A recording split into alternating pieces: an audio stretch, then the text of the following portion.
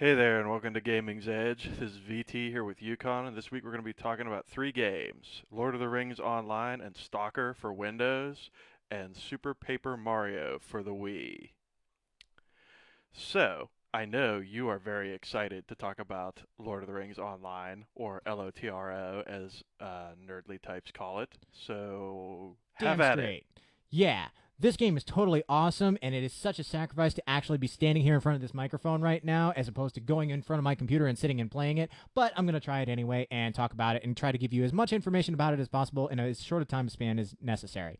So, to start things off, in character creation, you have four different classes that you can pick from. I mean, four different races, seven different classes.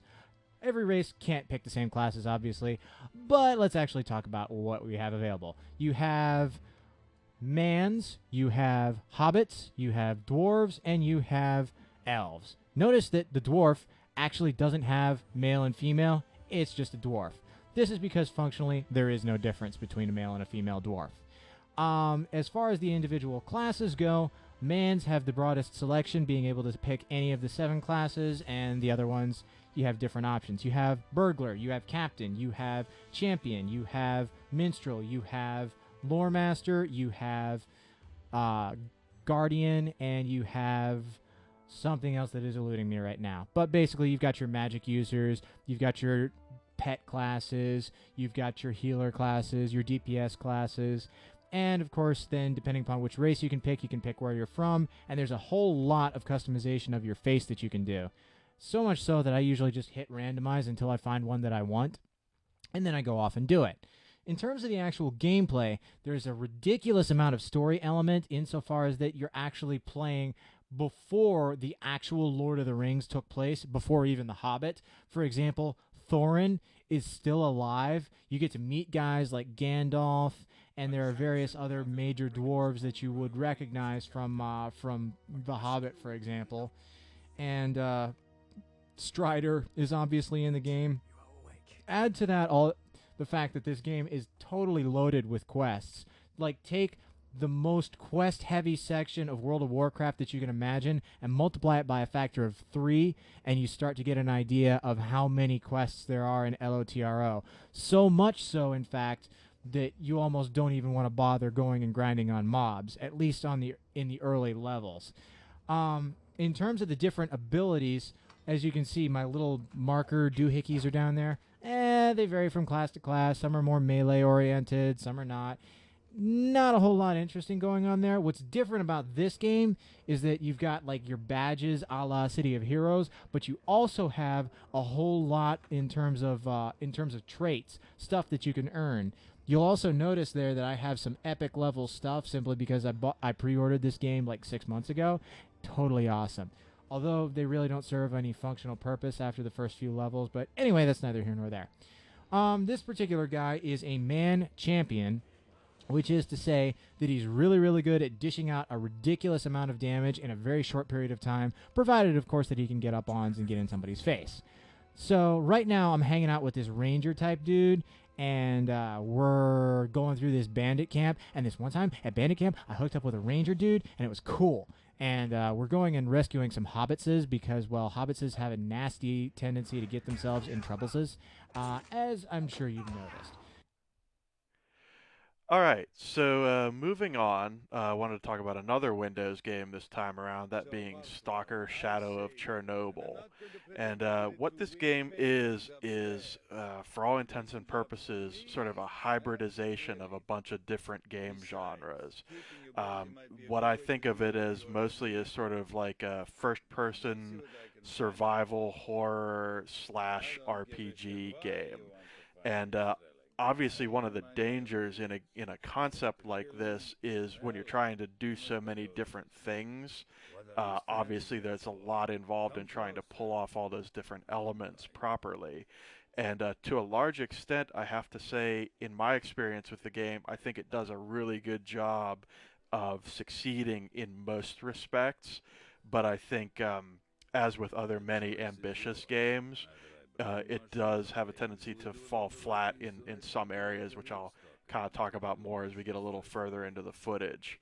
But as you can see here, this is the basic sort of interface dialogue. Um, Also wanted to point out here the lighting in this game, which is quite spectacular. And you will find that some of the more like moody, atmospheric slash scary stuff that happens in the game happens in the dark, where you're using like this flashlight strapped to your weapon or held in your offhand. Um, and really, the only things that you start the game with are that flashlight, these binoculars, and a basic flak jacket. And really, as you exit the sort of bunker where you're talking to the trader NPC who kind of briefs you on the current status of the game world, you're really pretty much weaponless, defenseless, just kind of trying to make your way through these initial stages of the game.